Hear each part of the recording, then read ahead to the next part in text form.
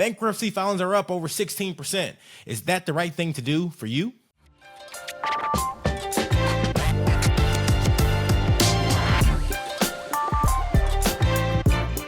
Hey, Foreclosure Fix family, and welcome to another episode of the Foreclosure Fix podcast, where our goal is to help 1 million homeowners successfully navigate foreclosure. I'm your host, DJ Olojo, and I am fired up because today's podcast, we are diving into bankruptcy. But before I go into that, if you resonate with the goal to help 1 million homeowners, please do me a favor, like, subscribe, or share our content with someone who you know can benefit, or better yet, get them a copy of our latest book called The Foreclosure Fix, 12 Proven Steps to Beat the Bank, Escape Foreclosure, and Turn Your Property into a Profitable Asset.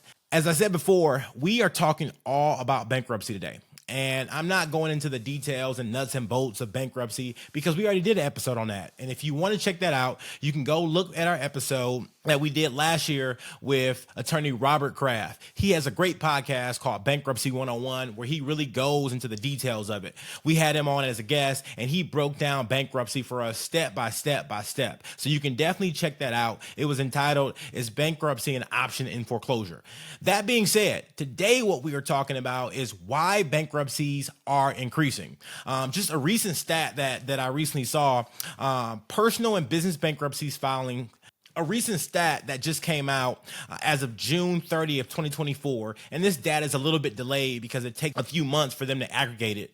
But according to the statistics released by the Administrative Office of the U.S. Courts, annual bankruptcy filings totaled 486,613 in the year ending June 2024, compared with 418,724 cases the previous year. Business filings rose 40.3%, while non-business filings rose 15.3%. So y'all, it seems like everybody's out here filing bankruptcy. And there's actually a good reason as to why that is the case. I don't want you to think that everybody's just saying, hey, forget it, just throwing their hands up and that's what you should do.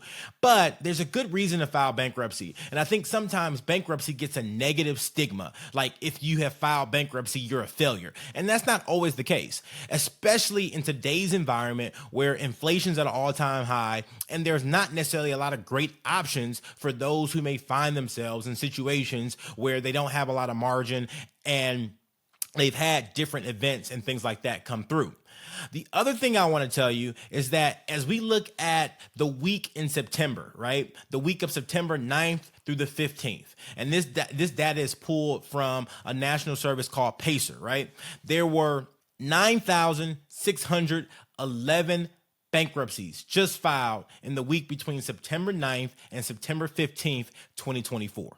So 9,611 bankruptcies. So a lot of people are filing bankruptcy. So if you're considering this as an option, I don't want you to think like, oh, woe is me, it's only going to be me filing. No, there's multiple people filing bankruptcy, and they're for various reasons.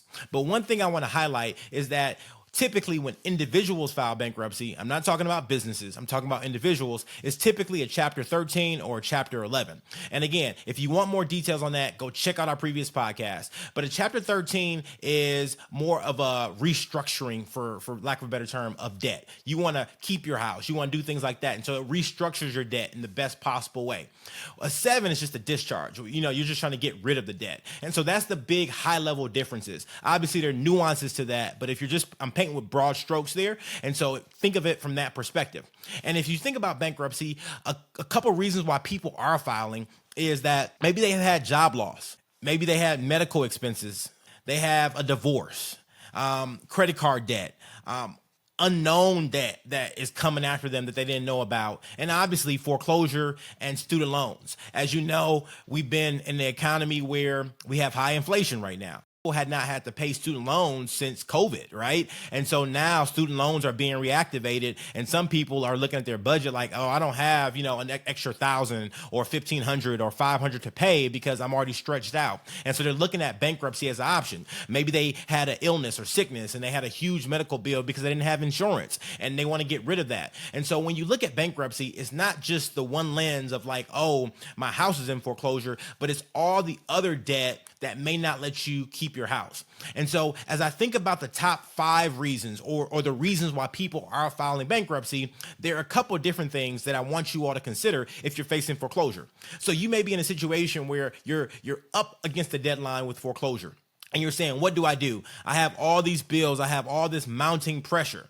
And you're trying to figure out a solution. Well, the solution may be bankruptcy. Now, I'm not advocating bankruptcy, but as you know, our goal here on the Foreclosure Fix podcast is to educate you. It's to give you the resources you need to go make informed decisions. With more information, you can then hopefully process that and figure out what's best for your situation. So the first thing I'm going to tell you is that if you're considering bankruptcy, you need to go talk to a licensed professional, a licensed attorney. Do not go talk to some individual who does not have experience in the bankruptcy process. You want to talk to somebody who's licensed in your state, and they're going to be an attorney. Do not fall for the scams out there, and there are lots of them, where you have these people who are not attorneys say they'll help you file the bankruptcy. Yes, you can file bankruptcy on your own, but if you want to be successful in the process, you always want to get a licensed attorney unless you are very, very familiar with the bankruptcy laws. And if you're familiar with the bankruptcy laws, you probably won't be listening to me on this podcast talk about bankruptcy because you already know all about it. All right. And so definitely get in contact with a licensed attorney in your state.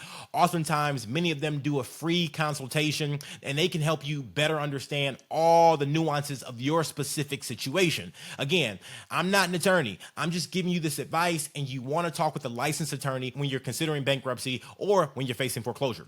That being said, there's a couple benefits if you're considering bankruptcy in this current environment.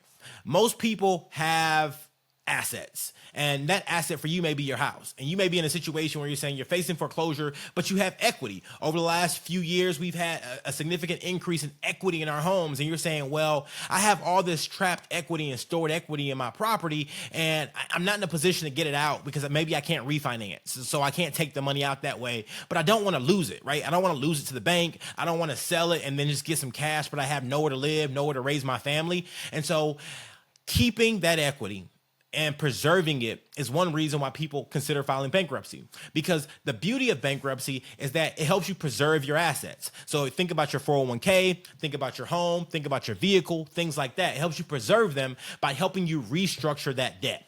And the biggest thing is that when your debt is being restructured, it can discharge some debt that you may not want to carry anymore. So maybe you have credit card bills, and they may become unsecured liens that end up being stripped in the future as long as you complete the bankruptcy plan. The second thing is that bankruptcy gives you an automatic stay. And an automatic stay basically means that creditors can't bother you anymore once you file bankruptcy. They have to talk to your attorney. And so instead of you getting 1,000 calls talking about, hey, when you're going to pay, emails, texts, all these other things, they have to stop that. And so that is wonderful for somebody who's in a financial stress, because at the end of the day, it gives you an opportunity to pause, to think, to react properly, and to make the best possible decision for you. The other thing that's really, really good about bankruptcy, and the one reason why so many people are considering bankruptcy in today's environment, is that it can allow you to put yourself in a position where you can rebuild your credit. Yes, when you file bankruptcy, it is public information, and somebody can go look it up for the rest of your life. And yes, you do get a negative impact on your credit. But if your credit is already in the toilet, if your credit already stinks, difference does it make? What bankruptcy allows many people to do is to step into a situation, have a negative event happen, but get it restructured.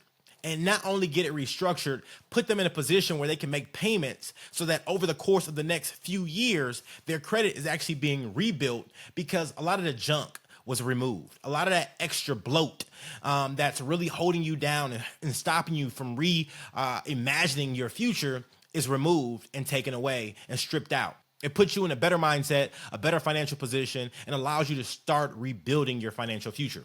The last thing is that sometimes when you're talking with your bank, you're talking with your lender about a modification, they may not be open to a modification. However, if you file bankruptcy, that changes, because now they have to be open to modifying. And yes, it won't be a traditional modification, but based on what your income is and based on what your bankruptcy plan says, that's going to dictate how much you can pay them each month. And so, although it's not a modification they provided, it's a modification you provided because that's what you can afford. And that is huge when facing foreclosure. Again, those are some of the reasons that I want you to think about in this environment around if bankruptcy may be right for you. If you are considering it, definitely go talk to an attorney and make sure that you're taking the right steps as you move forward with your foreclosure situation. Bankruptcy statistics just show that a lot of people are doing it. We know that credit card debt's at an all-time high. And so it's something for you to consider, and consider strongly, because at the end of the day, if keeping your house is important to you and you don't have the money to reinstate, then this may be an option you should consider. Well, that leads me to my favorite part of the podcast, which is our bow tie round. It's where you, our listeners, get to tie one on with your host, DJ Olojo. In today's bow tie round, the B stands for my best advice for somebody facing foreclosure. The O stands for one thing I'm grateful for. And the W stands for my wildest or most interesting foreclosure-related story. The B in bow tie round today is my best advice.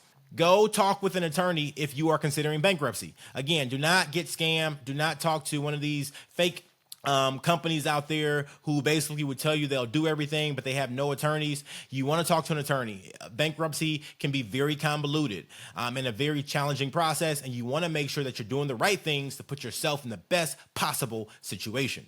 The one thing I'm grateful for marriage and weddings. I recently went to a wedding this past weekend, had a great time seeing my fraternity brother get married. And at the end of the day, I am just so grateful for the gift of marriage and just seeing two people who love each other come together and to start a family. It is a beautiful thing, and I'm just grateful for it.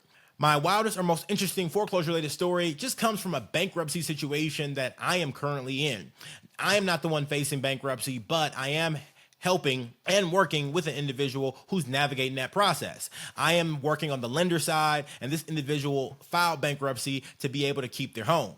Their home has a value of probably around $100,000. The home is an older property, but they were just behind in payments by, almost, $50,000. They were behind that much. And you're saying, how does somebody get behind $50,000? Well, it happens. And the way it happens is sometimes these loans are kind of get put on the shelf by the bank. And then one day the bank wakes up and says, oh, this person owes me a lot of money. Let me go collect it. And so in this scenario, that's exactly what happened. And as you can imagine, this person didn't have $50,000 just sitting around. And so they were not receptive to a modification. They basically just went silent, didn't do anything, and they were headed towards foreclosure. And pretty much a couple weeks before the foreclosure sale, they got in contact with a bankruptcy attorney, and now they are in a Chapter 13 bankruptcy. They have an approved plan, and they are making payments. And instead of paying $50,000 all at one time, they're making payments of about $750 a month. Yes, $750 a month instead of $50,000. And so in this scenario, they are in a much better situation. They're going to get to keep their house as long as they complete the plan, and they find themselves being able to have some breathing room, some margin, and keep the rest of the equity that they have in their home.